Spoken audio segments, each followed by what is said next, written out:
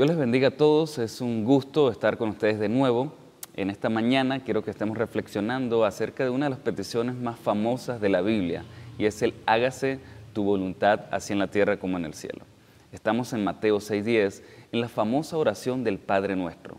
Famosa oración en la que Jesús está buscando enseñarle a sus discípulos a orar. Los discípulos le dicen, Señor, enséñanos a orar. Él, para enseñarles a orar, nos da la famosa oración del Padre Nuestro. En esta oración, Jesús, luego de introducir la paternidad del Creador, nos da 6 peticiones, de las cuales las 3 primeras están enfocadas en el Creador y su gloria, y las 3 últimas están enfocadas en el hombre y sus necesidades. Nuestra petición del día de hoy a reflexionar es la última de las 3 enfocadas en Dios y su gloria, es el hágase tu voluntad, así en la tierra como en el cielo. De esta oración, de esta petición, quiero que nos enfoquemos en 3 directrices. 3 directrices que podemos sacar de esta sencilla petición. Lo primero es la oración que hace. Sencillamente la petición es, hágase tu voluntad. Es lo primero que quiero que reflexionemos en esta mañana. Dice, el hágase viene de una palabra en griego que dice geneteto, significa llegar a ser, significa acontecer, algo que se desea que se cumpla. Y la palabra voluntad es la traducción del griego al español del término telema, que significa determinación, propósito o querer.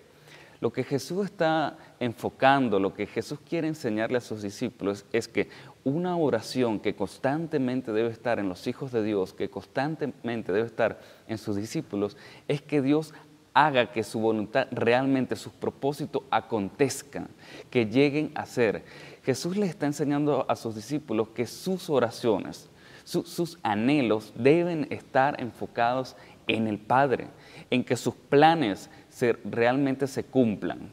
Eso es lo que Jesús está buscando. Por eso, repito, las primeras 3 peticiones se enfocan en Dios, se enfocan en el Padre.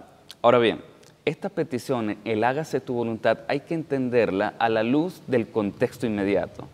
El contexto inmediato es la petición que le antecede. Recordemos cuál es el Padre Nuestro. Padre nuestro que estás en los cielos, santificado sea tu nombre, venga a nosotros tu reino. El venga a nosotros tu reino es la petición que le antecede. ¿Por qué? Bueno, porque están unidos. La razón es que en el reino de Dios simplemente se hace la voluntad del Rey. En otras palabras, es como si Jesús estuviese diciendo, Señor, que venga tu reino, que su voluntad se haga. Están netamente estrechas. En el reino de Dios solamente se hace la voluntad del Padre, ese reino glorioso. Por eso, para entender esta petición hay que leerla siempre en línea con lo que Jesús viene enseñando. Las primeras peticiones enfocadas en el Padre y las últimas enfocadas en las necesidades. Con eso nos da a entender que no es que está mal pedir por nuestras necesidades, porque Él mismo luego dice, el pan nuestro de cada día, dánoslo hoy.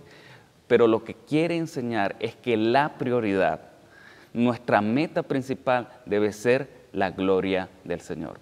John MacArthur, en una de sus predicaciones, él dice, las oraciones no son para que yo pida lo que quiera o lo que deseo, sino que pida lo que trae gloria y honra al Creador.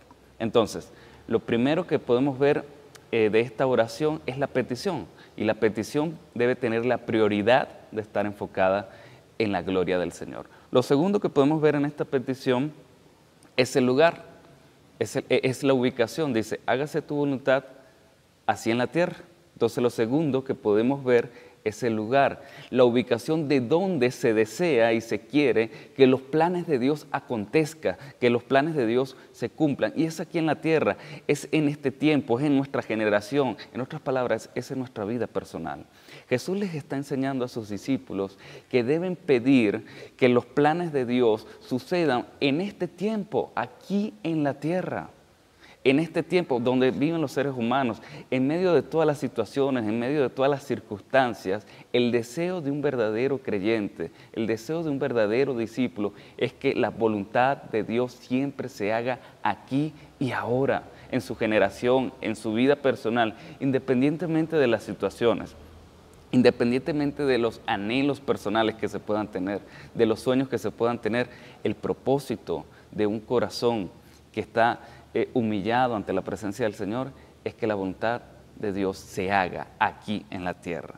Entonces, tenemos la petición, tenemos el lugar, y luego dice, hágase tu voluntad así en la tierra como en el cielo. Entonces, en tercer lugar, tenemos la referencia, y la referencia es en el cielo. Obviamente el cielo del que habla Jesús no es el cielo que podemos ver, no se está refiriendo al espacio, no se está refiriendo a donde están las nubes, se está refiriendo al trono de la gloria de Dios. Recordemos cómo comienza el Padre Nuestro. Padre nuestro que estás en los cielos. A esos cielos es a los que se refiere Jesús, donde está la gloria del Señor. Ese es el marco de referencia. Jesús pide, Jesús está enseñando a sus discípulos a que oren, que la voluntad de Dios se haga aquí en la tierra, se haga en nuestra vida personal, se haga en nuestro tiempo, en nuestra generación, tal cual como se hace en el cielo. Ahora, ¿cómo se hace la voluntad de Dios en el cielo? Bueno, los ángeles no tienen otro propósito que glorificar, adorar a Dios y hacer su voluntad. Ahora, surge una pregunta aquí. Cuando uno estudia las Escrituras, uno aprende que uno de los atributos de Dios es que Él es soberano. Cuando decimos que Dios es soberano, significa que Él hace lo que quiere, cuando quiere y como quiere. Que Él siempre hace su voluntad. Eso significa la soberanía divina.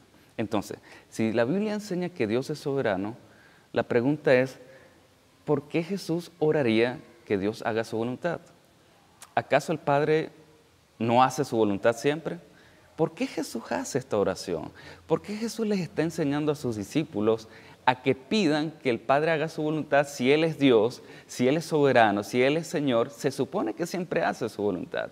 Bueno, lo que debemos entender es que los teólogos llaman dos tipos de voluntades de Dios. A una le llaman la voluntad decretiva. Esta voluntad decretiva tiene que ver con los decretos que Dios ha hecho, tiene que ver con los planes eternos de Dios. Por ejemplo, las Escrituras nos habla, Pedro nos dice allá, que el plan eterno de Dios era enviar a Cristo a morir por nuestros pecados. Eso es una voluntad decretiva. Es algo que Él había decretado desde la eternidad. Luego, en el momento oportuno, como dice Pablo en Gálatas 4, cuando vino el cumplimiento del tiempo, Dios envió a su Hijo. Es un decreto. Desde la eternidad pasada, Dios había decretado, había planeado que Cristo viniera a morir por nuestros pecados. Esa es parte de la voluntad de Dios.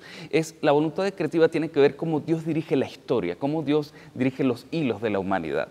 Pero luego también está la voluntad preceptiva. La voluntad preceptiva tiene que ver, obviamente, con los preceptos o mandamientos de Dios. Tiene que ver con lo que Dios pide y exige y está expresado en su palabra. Y esto es lo que constantemente el ser humano, lo que constantemente nosotros quebrantamos. Por ejemplo, los 10 mandamientos: no tendrás dioses ajenos, no robarás, no hurtarás. Esto es la voluntad preceptiva, son los mandamientos que Dios nos da. Entonces, aunque la voluntad decretiva de Dios se cumple a cabalidad, porque Él es el Rey soberano y dirige toda la historia y está cumpliendo sus planes, su voluntad decretiva se cumple a cabalidad, no así su voluntad preceptiva. ¿Por qué la voluntad preceptiva de Dios no se cumple a cabalidad? Por razón del pecado, por razón del corazón humano que está constantemente hacia el pecado. Entonces, esto es evidencia de que el reino de Dios aún no ha llegado. ¿Por qué no ha llegado? Porque en el reino de Dios, en el futuro reino que nos muestran las Escrituras, se hace la voluntad del Rey, tanto decretiva como preceptiva. Allí se hace totalmente lo que el Rey dice. Pero hoy en día, todavía en este tiempo, la voluntad preceptiva de Dios no se hace. Lo sabemos. ¿Quién no falla constantemente? ¿Quién no peca constantemente? Es evidencia de que la voluntad preceptiva, los preceptos de Dios, los mandamientos de Dios, no se cumplen a cabalidad. Es parte de la oración de Jesús. Jesús le está diciendo a sus discípulos, enseñándoles a orar: Señor, que tu voluntad se haga aquí en la tierra como en el cielo.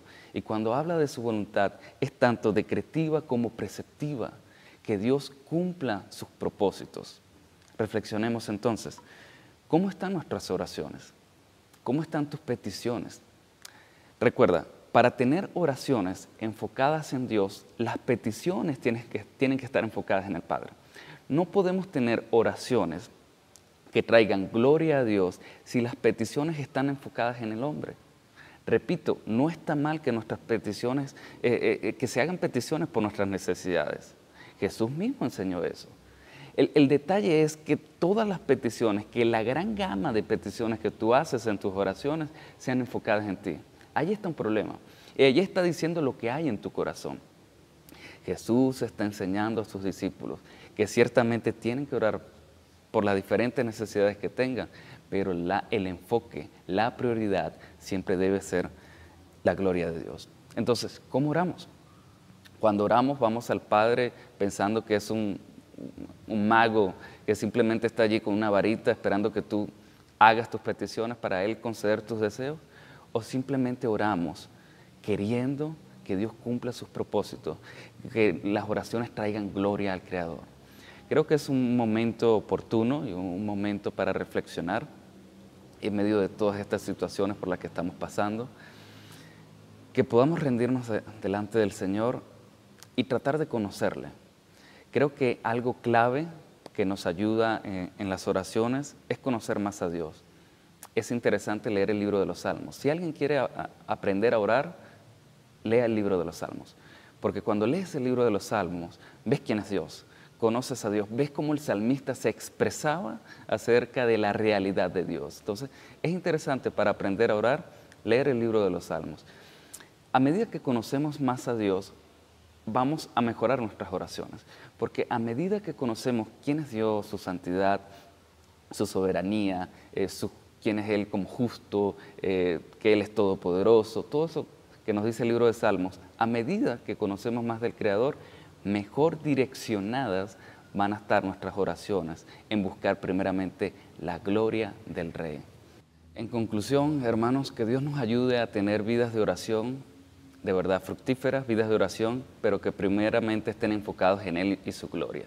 Que Dios nos ayude y que podamos reflexionar en esto. Dios te bendiga.